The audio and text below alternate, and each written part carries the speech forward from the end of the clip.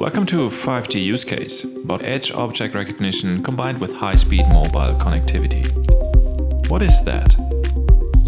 Basically a video stream over a 5G network with low latency and high quality from mobile cameras.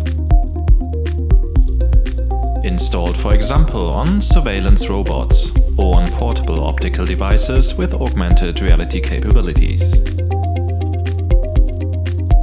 The video stream is processed and analyzed at the network edge and then streamed back with low delay combined with an overlay for recognized data, providing valuable information and insights in real time. In our example, the surveillance robot is also equipped with a LiDAR sensor, enabling it to navigate even in dark and unfamiliar environments.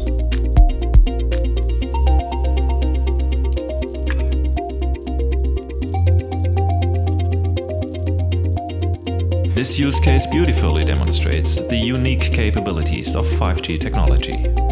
High bandwidth and low latency ensures seamless video processing, enabling real-time analysis and object recognition.